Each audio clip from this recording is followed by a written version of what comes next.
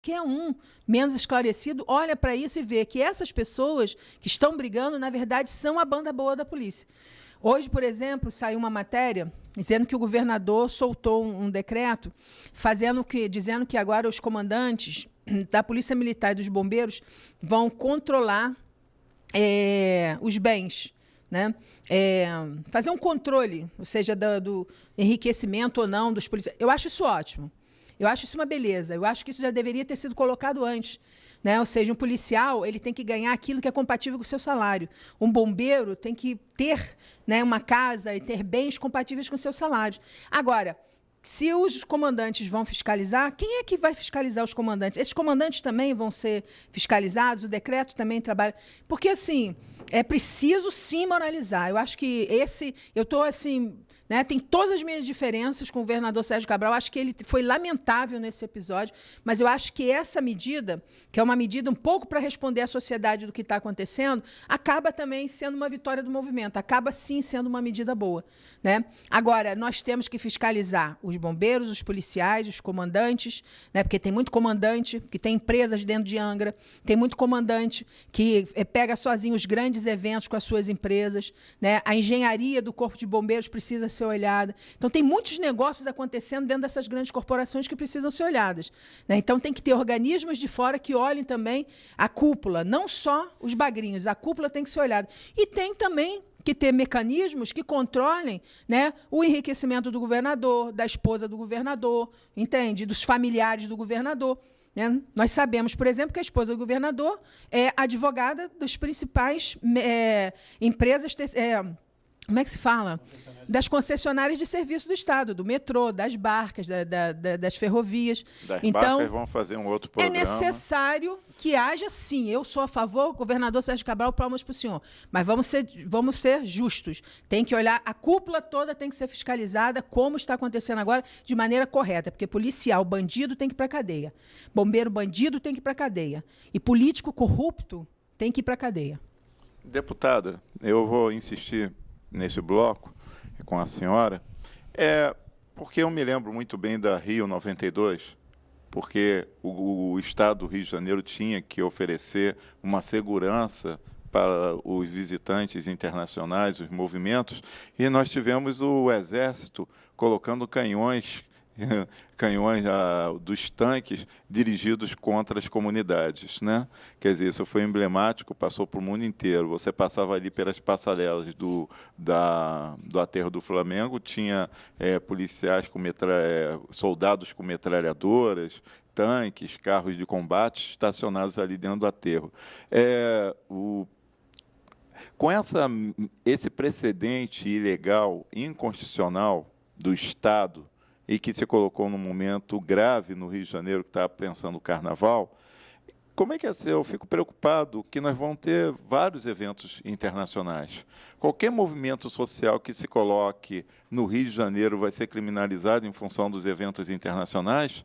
E as leis de antiterrorismo que graçaram aí pelo mundo, que Guantánamo e outras prisões aí fora do território norte-americano foram colocadas com tortura para várias pessoas, hoje já estão sendo quase que fechadas. Será que nós vamos ter essas medidas? Isso mostra que há uma possibilidade dessas medidas se recrudescerem, se tornarem mais, vamos dizer, ilegais, um estado de exceção como o AI-5 nós tivemos naquela época, porque isso, uma pessoa que é presa, que é grampeada, que é detida sem ordem de prisão, sem processo, isso me lembra o AI-5.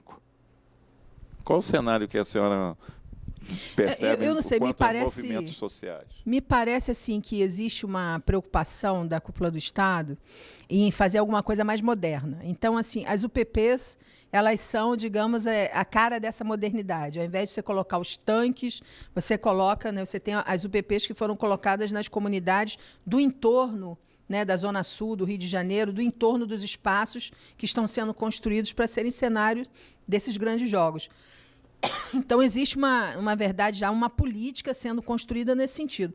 Não tem nenhuma dúvida que, se avaliarem que é necessário colocar tanques novamente voltados para as comunidades e tal, que eles vão fazer isso de forma, né, mais ostensiva, como fizeram na Eco 92, né, aqui no Aterro do Flamengo, na Avenida Brasil. Assim, foi uma coisa bastante ostensiva, realmente. Então, assim, agora, tudo aponta para isso. A ação política do governo Dilma, a ação política do governador Sérgio Cabral, as leis que estão sendo apresentadas no Congresso Nacional, como nós estávamos comentando aqui, né, que tem um projeto de lei sendo apresentado no Senado pelo Walter Pinheiro, que é um senador da Bahia, pelo Crivella, que é um senador aqui do Rio, e por uma senadora que agora não me lembro o nome, mas que está sendo chamado do AI-5 da Copa, que é, inclusive, uma lei que se pretende transitória, é uma lei criada, né, transitoriamente só para esses períodos, né, aonde figuras, tipos penais que não existem hoje, como terrorismo, passaria a existir. É onde todas as categorias estratégicas para o acontecimento desses eventos estariam proibidas de fazer greve. Lá a lei fala claramente dos trabalhadores em hotéis, dos trabalhadores de transporte, dos trabalhadores da saúde, enfim, ela vem nominando quais são os trabalhadores estratégicos para o acontecimento dos grandes jogos, né? Os policiais militares, enfim, a área da segurança. Então, vem nominando quem pode fazer ou não pode fazer. Desculpa, a lei atual, por exemplo, determina o mínimo, né, de setores essenciais em 30%. Essa lei ela determina que é 70%. Né? Ou seja, 70% tem que trabalhar e 30%, né, poderia estar se manifestando e tal. Então, assim, se constrói uma legislação e se constrói uma ação política como essa que foi relatada aqui nesse momento, né, trabalhando dessa maneira, para que realmente exista essa criminalização. Né? Então, inclusive, durante o processo da prisão dos policiais e dos bombeiros, nós fizemos essa comparação em relação a Guantánamo. O que nós estávamos vivendo aqui no Rio de Janeiro era, na verdade, aquilo que a gente viu lá fora, e que foi, né, as torturas todas que aconteceram, que foram no mundo inteiro repudiadas, né, e que foram colocadas que não poderiam mais continuar a acontecer. Né? O programa, eu acho que teremos que discutir isso em outro momento. Os processos disciplinares, os de justificação, vão estar sendo encerrados agora, vão ter um outro momento em relação a isso, mas o que está ocorreu com os bombeiros e com os policiais, me parece que tem uma continuidade agora no movimento das barcas. Está ocorrendo manifestações no Rio de Janeiro, em Niterói, em relação ao aumento das barcas agora no início do mês de março, e que algumas pessoas foram levadas a depor por causa do movimento na internet. Que cenário é esse que nós estamos tendo no Rio de Janeiro? Eu acho que o telespectador precisa participar, ouvir também os protagonistas dos movimentos, que o movimento social no Rio de Janeiro está sendo colocado como um movimento criminal, criminalizando o movimento por reivindicações de salários, de um Estado que tem a maior arrecadação do Brasil, em que os salários de professores, policiais, bombeiros, na área da saúde, são um dos mais baixos do país. Bem, encerramos hoje. Obrigado aí a atenção dos telespectadores e esperamos que a deputada Janira Rocha possa participar de outro programa e que teremos a preocupação também de trazer o representante do governo para ter um contraponto em relação a esse cenário que está colocado. E agradecemos aqui a presença do Coronel Paul, e o seu depoimento no bloco anterior foi emocionante, realmente estarrecedor, percebendo na prática, literalmente, o que ocorreu com essas prisões. Obrigado aos convidados, então. Obrigado aos telespectadores pelo encerramento do Rio Debate sobre Segurança Pública hoje.